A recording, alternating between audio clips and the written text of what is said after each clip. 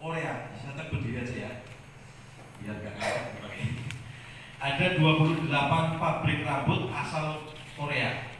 28 pabrik rambut asal Korea itu menyerap sekitar 53.000 tenaga kerja di Kabupaten Purbalingga, muda-muda semua. Nek muda lanang wadon saya agak bangga ya. Tapi muda-muda dan perempuan semua. Kalau 90% perempuan gitu. Itu di daerah saya Pak, di Purbalingga. 90% pekerja di pabrik-pabrik di Purbalingga itu perempuan. Artinya apa? Mereka sudah mulai meninggalkan sektor pertanian yang menjadi kebanggaan provinsi Jawa Tengah dan berpindah profesi menjadi pegawai atau karyawan-karyawan pabrik. Sehingga ada puluhan ribu tiap pagi ya berangkat jam 7 pulang jam 4 itu ada kemacetan di Purbalingga. Di pabrik-pabrik yang produksi itu rambut ya, wig. Ada wig rambut palsu, bulu mata palsu, alis palsu, apalagi rambutnya bisa dipalsukan, kubis palsu. Itu di Purbalingga begitu Pak. Jadi mereka bergerak dalam bidang kepalsuan lah kira-kira gitu. Baik rambutnya yang palsu itu diekspor ke mancanegara. Jangan dikira artis-artis Hollywood dan Bollywood itu nggak pakai rambut Purbalingga. Mereka pakai rambut Purbalingga Pak.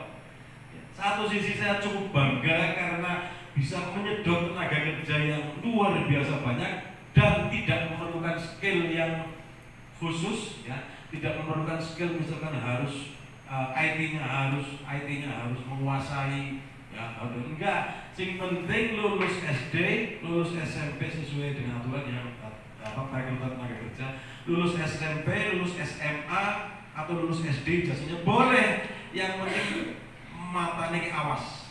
Ya, menganu tugasnya kan kerbongan rambut kayak di penerbangan itu ngamarinya Pak. Itu tiap hari Pak, di sana tiap hari seperti itu.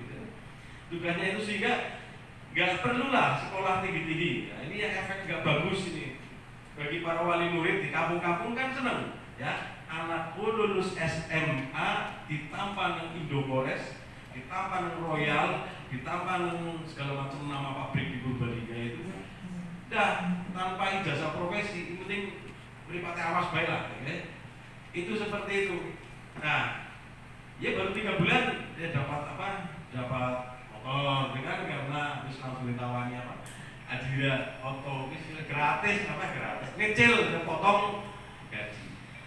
Fenomena ini hampir terjadi menyeluruh di seluruh kabupaten kota di provinsi Jawa Tengah, yang sangat mengkhawatirkan generasi muda kita itu eksis dan minat kembali kepada masalah-masalah yang berhubungan dengan alam di sekitar kita, baik berupa pertanian, perikanan, peternakan, kelautan ya, itu. Sehingga apa yang terjadi di data kita ya, ini saya cerita tentang kebijakan strategis masalah komoditas pertanian. Di Jawa Tengah itu ada 19 desa, 19 kabupaten kota yang miskin ekstrim. Jadi menurut saya apa sih? Saya ini data sekarang statistik ya Jawa Tengah ya. Banyumas, Purbalingga, Banjarnegara, Kebumen, Wonosobo, Magelang, Boyolali, Klaten sampai ke Brebes. Coba. Kok Cilacap pasti ada, enggak ada ya? Anak mereka Cilacap enggak ada. Ya, Cilacap enggak ada, alhamdulillah ya Pak. Tapi ada statistiknya ada Pak. Gimana? Realitanya malah ada Pak. Iya, yang saya tahu Cilacap itu ranking 35.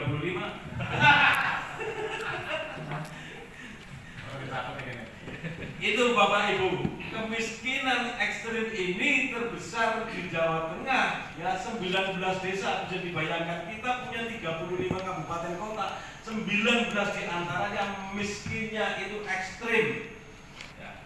Miskinnya itu yang punya status, termasuk kabupaten. Saya dulu punya bupati itu senang diarani diarani kabupaten miskin. Sebab apa? Yang gue atur proposal ya, iya kan, proposal kemana-mana. Sing penting sederhana mlebu Purbalingga dengan cap status sebagai kabupaten miskin. Tahun 2010 ke sana Purbalingga miskin, sehingga ada puluhan miliar dari lembaga, dari kementerian, dari lembaga donor dunia yang masuk ke Purbalingga. Purbalingga itu salah satu daerah yang tidak diperhitungkan, Bu, sama sekali oleh daerah kita yang ada di sekitar. Banyumas lebih maju, Purwokerto lebih maju, Pemalang lebih maju, Purbalingga nggak pernah diperhitungkan. Ya. Tapi berawal dari miskin ekstrim itu dapat banyak bantuan sehingga sekarang Purbalingga sudah cukup berdaya walaupun masih dicap sebagai kabupaten yang miskin. Saya orang Purbalingga, saya tahu ternyata masyarakat Purbalingga juga tidak ada yang kelaparan sehari hanya mampu beli nasi rames 1 bulan, enggak, semuanya makan 3 kali. Itu Purbalingga dulu seperti itu. Ini 19 desa yang ada di Jawa Tengah. Nah, menyampaikan salam kebangsaan bangsa Indonesia sesuai dengan maklumat Presiden Republik Indonesia tanggal 31 Agustus tahun 45. Poin pertama, kewajiban bangsa Indonesia untuk mengibarkan bendera merah putih di seluruh wilayah Indonesia. Yang kedua, kewajiban bangsa Indonesia jika ada salam merdeka dijawab dengan merdeka. Merdeka! Berarti bangsa Indonesia kabeh tepuk tangan. Orang masing bangsa Indonesia. Bapak Ibu sekalian saya hormati, baik dari Dinas Pertanian Perkebunan Provinsi Jawa Tengah dengan Ibu juga dari Dinas Pertanian Perkebunan Banyumas maupun Cilacap, dan para pengusaha, para pejabat tinggi yang setiap pagi maupun sore berada di ketinggian yang saya hormati. Garap depan, nama saya Saiful Hadi. Sinten? Saya kelahiran Desa Kalipoh, Kecamatan Ayah, Ngertoslo Gending, Renggah Gunung. Jedis, Jedis, Lurae Jedis tahu dulurku. Bukan tapi dulurku bilang-bilang. Kita sih dulurku ya. Dulur kabeh. Kemudian saya baru pertama kali jadi DPD provinsi baru kemarin, karena saya sekitar 18 tahun aktif di PD Perjuangan Jawa Tengah menjadi kepala badan saksi. Jadi nek sing ngurusi berkasih Pak Ganjar bisa jadi gubernur sing tanda tangan wong iki. Ya.